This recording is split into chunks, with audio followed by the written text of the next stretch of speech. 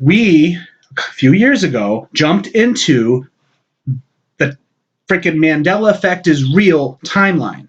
We literally have moved into a timeline where Mandela effect is real. That is huge. Mandela effect is real. That means that people, many people, are almost being forced, if they're open to it, being forced to see that reality is not what they thought. Reality is changeable. This isn't the same world that I grew up in. So it opens people's consciousness. It opens people's minds. It makes people more receptive to higher level information and knowledge. And it changes people's beliefs. People, on average, are going to, after Mandela effect, are going to believe that that can happen because it did, because they're seeing it. Reality shifts. The Bernstein Bear is going away forever. Because people are more receptive and open, the collective as a whole is more open to bigger and grander things, it makes it possible, more likely, that when a certain energy passes through, or certain energy hits us, all right? A certain energy hits us, that ascension is a likely outcome. Because if, as a collective race, if we were not ready, if we did not have, and I'm just going to use general terms here, a high enough vibration, there's a lot of ways to describe that, but if we were not ready, had enough love, light in our hearts, enough light within the physical vessel, on average, if we were not ready for that energy that's coming, it would just destroy the body. If you don't, it would be like plugging in a light bulb into a nuclear power plant and expecting the light bulb to be able to shine like bright enough. The power of a nuclear power, anyway. Sorry. Okay. So anyway, this is huge. All right. I'm putting it out there. This event and inevitable human ascension, actually ascension of all life, ascension of the whole planet and all life on it, the ascension of the consciousness that is here in this realm on the earth. This is real and it's happening. The ascension, we are in the process. It's amazing. It's so freaking amazing. So 1998, 1999, I was taught about the different parallel realities, parallel dimensions, parallel timelines. These are interchangeable. But yes, parallel realities. It was explained to me back then, 20 years ago, that you could go to bed one night and wake up the next morning, and the whole world would be the same to the molecules and the DNA, everything exactly the same. The dust particles floating in the air, except there is one tree that's out of place. And there's an infinite variety of different parallel realities. So this was on my radar 20 years ago. I wasn't aware of how the different timelines could work. And there was timelines where we destroyed ourselves or were destroyed, and timelines where we would hit world peace through ascension. Now, in the last couple of years, we've collectively moved and shifted. I'm like all over the place right now. But anyway, the main reason I was born in this body, in this lifetime, was to assist with this awakening process. Me coming on YouTube when Mandela effect slapped a lot of us in the face was the catalyst. This is going to be the most historic thing, the most profound thing that human beings have ever seen living on this planet. In all of the thousands and thousands of years, if not millions of years, humans have been walking on this planet throughout all of the different eons. This is huge. It's just too much. It's too overwhelming. There's just the chaos, and because most people in the world are not aware that this is coming, and it is going to rock those people. It's going to literally knock you on your ass. You can take that to the bank. You are going to get knocked on your ass, and you're going to have to lay down for a couple hours when this shit hits. And sorry, I don't mean to swear. And it's kind of scary that the Mandela effect is happening. And I don't know what to do. Should I run to the hills? Should I dive in the pool? I don't know where to go anymore. If y'all can help me out, that'd be nice. It's like, wow. I mean, it's one of those aha, some would call it woo-woo. But these effects, they're happening. We think we're going crazy, because then you start doubting your memory and, Interview with a Vampire. Some of these, ones that really, they're small as for the impact that it had, when I see these other ones that other people are bringing forward. But when you get that electrical, ignition that goes through your body, when that one that hits you, or several that hit you in that manner, there's no denying what you're experiencing. And through those experiences, you can validate through those experiences yourself. And until somebody's actually had something, one of those experiences, it's very hard to describe it to somebody else. It's something you have to discover and come across yourself. It's a personal thing. The Mandela effect, for me, is something, I can't describe it with words. When I first came across one that actually hit home, zinged me in my heart, made every cell in my body feel like it was vibrating. It's different for everybody, but that's the experience that I had with it. It was just so in my face, and I couldn't ignore it. It was, and the one that let me just start with telling you, the first one that I actually personally had every cell in my body vibrating and feeling like I'm just like electricity was resonating through me, was when I saw in the Bible that Caesar's face was on the penny. Now, for everybody it's a different, one that will give you that aha moment. But that's what started it for me. And then it got to the point where it was just ridiculous, the things that I was seeing. And we wonder if we're cuckoo. And when you find out that this is happening to so many people, and as time has gone on, it's happening to more and more people. And I gotta tell you, when I first discovered the Mandela effect, it shook me up. It made me wonder what the heck was going on. I felt like I was from a different universe. And really, the way the world is twisted off, I wonder if I am from a parallel universe, because this is not the America I remember. Some of us remember television shows differently, movies that apparently don't exist, but we remember watching them. Some of us remember logos being one way and now they're the other, and when you check into it, the corporations say, no, this logo's been that way all along. For instance, the Ford logo. This is the one that still kind of bugs me. Apparently, always since the beginning of the Ford Corporation, there's always been, when you do the F and you have the little line that goes across, there's this little loop right there that just goes up in the air for no reason, and then the O starts down here for Ford. Now, me and many other people remember that being this kind of flamboyant slash for the F. Instead of any kind of little loop-de-loop on the end, it was just a straight slash with a kind of almost angled slash. The skinny on one end and wider at the other. That is how I remember it. And so it really shook me up about a year ago. It'll mess with your mind. I mean, there's some people that really have lost their mind over the Mandela effect. But I remember that logo, that Ford logo, being completely different. So after looking at it, I went and looking at the Mandela effect videos on that Ford issue, I went back and dug out a sketchbook. Now, something you guys probably didn't know about me is that I almost went to art school and almost became a graphic artist instead of a musician. That I was kind of split when I was young. I loved art, I loved drawing, but I also was very, very good at music. And but I kind of leaned towards graphic art, because back then that would have been a way to make a living as an artist.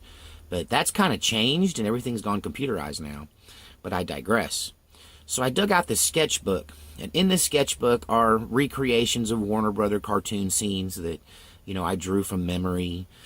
And, I drew a 67 Mustang Fastback GT, and I drew a lot of things. And I drew, because I was thinking about being a graphic artist, I would recreate logos. And in this book, I found where I had recreated a Ford logo. Now, we owned a Ford, and I remember going out and looking at the Ford logo so that I could recreate it, and as part of my kind of studying for being a graphic artist. I didn't end up going down that road in life, but I still had the sketchbook. And sure enough, I had that slash, not the little loop-de-loop curl. And I got to tell you, I'm a guy with an eye for detail. I wouldn't have missed that. I wouldn't have changed that. I would have looked at it, and I would have put a curly Q if there was a curly Q there. So that one blew my mind. Another one that messed with me was Shazam. Now, apparently I always thought there was a movie called Shazam starring Sinbad, where he played a genie. And a lot of people believe that this movie existed, although Sinbad swears up and down to this day that he did not make a movie where he played a genie. Now, a lot of people say we're getting this confused with the Shaquille O'Neal movie where he starred as a genie called Kazam, or something like that. But there was a rash of copycat movies going on during that period of time. Remember the one, I forget the names of them, but there was a plot where the parent and the child would switch bodies. Like the old person would be in the young person's body, and the young person would be in the old person's body. And I think there was 2 or 3 like that were just almost copycats of each other. And I think they came out after Big with Tom Hanks. They wanted to really capitalize on that. One had Dudley Moore in it. Later on, there was a female version of it. So I was used to these copycat movies, and I remember specifically there being the Sinbad movie first, and then the Shaquille O'Neal movie came out after it and copied it. And it was another one of those copycat movies. But here's the one that messes with me the most. If anybody watches this channel, you know that I'm a preacher's kid, that I'm a preacher that went to seminary, and that I'm quad ordained now. Well, three ordinations and a reaffirmation of my ordination recently. And that I grew up memorizing great portions of the Bible. I went to private Christian school for most of my junior high and early high school days. And I was required to memorize. Like, I memorized the entire 11th chapter of Hebrews, word for word. And so there came out this deal where the Bible has changed. How many of you remember the Bible phrase, the lion shall lay down with the lamb? I know that I had friends that had a ministry called the Lion and Lamb Ministries. That there's an old gospel song, and the lion will lay down with the lamb. But according to the Bible today, if you dig it up and even go get one of the old Bibles, it's always been, and the wolf shall lie down with the lamb. That blows my mind. Am I such a bad Bible student that I just read that wrong? I memorized it wrong? Did the author of that old gospel song get it wrong? What about my friends in ministry that did the Lion and Lamb Ministries? Did they get it wrong? What about all the images of the lion laying down with the lamb in paintings and pictures and in picture books growing up? Apparently, it's always been, and the wolf shall lie down with the lamb. So, we kind of covered that should blow your mind. And there's some more like that, where the Bible just seems like it's completely not how any of us remember it. And some people say, well, the Bible gets changed by the Bible Institute, and maybe it does. But that one, you can go dig out your great-grandma's Bible, because I took Daddy's Bible out and looked at it, and it says wolf. And there are some people that report some of this stuff changing while they're looking at it. Some people looking at the cover of a video with the Genie movie, and it changing to the other Genie movie while they're looking at it. Other people would have said they opened up old Bibles and it said the lion shall lay down with the lamb, and they went to go get someone, and when they came back it said wolf. So let's assume for a minute that it's not just mismemory. Let's assume for a minute that all of us who think we remember things differently aren't just, stupid idiots. Let's give us all the benefit of the doubt. What would cause something like that to occur? What does that mean? So there's a lot of great theories that are going around about what the Mandela effect actually means. And so one of them is that the Mayan calendar was correct. We all died in 2012. But the other one that I find very interesting is that CERN has experimented with time travel, and their CERN facility, their underground superconductor, super collider, where they're searching for the God particle, that they have ripped a hole in time and space. So that's probably the most frightening thing, that somehow humanity trying to find the God particle, trying to become like God, has actually torn a hole, has shredded the veil between time and space, and screwed up our timeline in some way, and this is evidence of it. She told me about the quantum shifting, and it happens. I've been hearing about it, and I didn't believe it because it wasn't happening to me. And I know why it didn't happen to me, because I was scared to death, and I prayed not to switch in case that was happening, because I was already afraid of the one switch. I wasn't able to handle more, especially if the history was going to be different and the time, and it's confused. But when I was ready, I started shifting, and it's really, and it's been going on since. The number one fundamental is who caused it? What caused this to happen? Was it CERN? Is it quantum computing, or both? Is it evil forces, evil spirit forces? Is it God? Or is it all of the above? So is it either, all right, first of all, the first question you ask is, first of all, I always thought that it was definitely CERN and man caused it, and, everybody's just getting plucked out from happenstance, from experiments and whatnot. But that always kind of seemed, fishy. But I was always thinking, well, what else could it be? What else could it be? And then it occurred to me, well, what about the guy upstairs? Is there maybe he if he's not allowing it, then he caused it.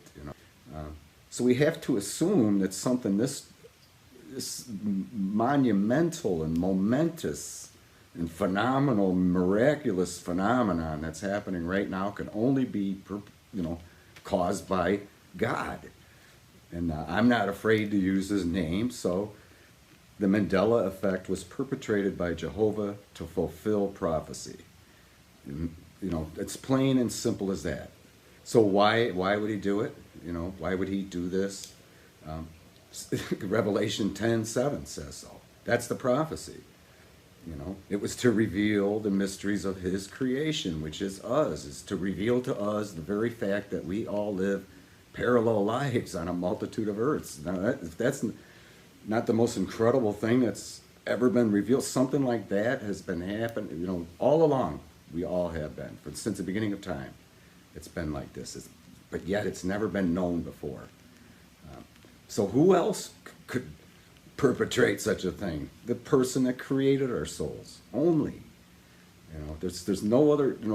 And we didn't take our soul and move it from one side of the galaxy to the other. Didn't need to. We are already there. We're already everywhere in the galaxy, on all these earths. There's no need to travel. You're already there. But this is the first time that many of us have had, still a small percentage of the population have had the incredible privilege of having that very fact revealed to us. If you think about it, and this is real true, you're actually a part of prophecy, of something that was perpetrated by the person who created all our souls. that are eternal.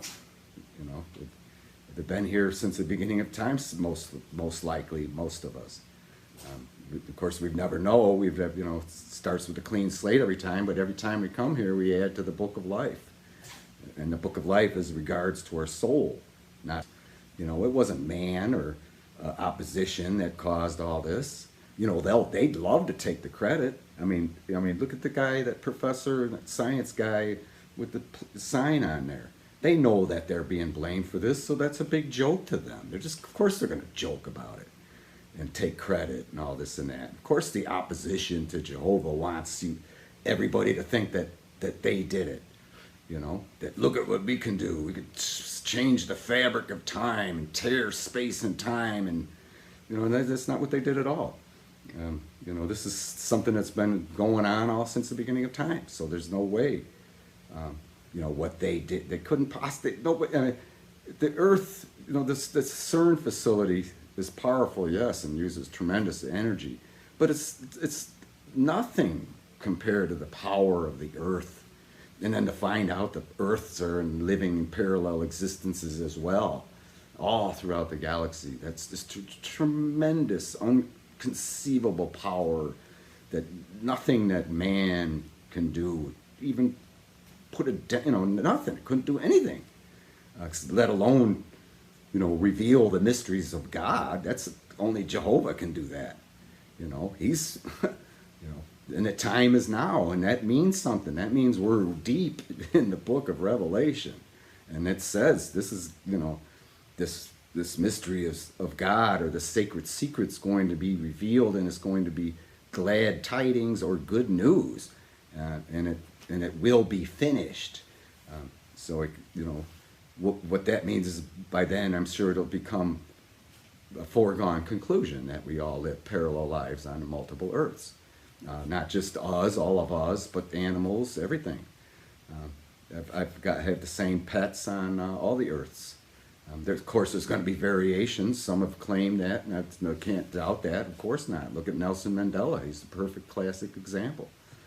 He's the proof positive example of his history being different on some Earths than others. Parallel lives on multiple Earths. It just explains so many things. Once you understand what's going on. Explains many things about the Mandela effect and the secrets of God and his creation, and mysteries of God, and his creation regarding human beings. It's really incredible. Plus the human psyche, it explains everything. That's why the theory's sound, because there's so many things, even residual evidence can be explained with the theory. Everything can be explained with it. Including human psyche, and in every aspect, at least the ones I know. I do not know psychologists, that's for sure, but that, it's just interesting. And my favorite being the deja vu explained, all kinds of things.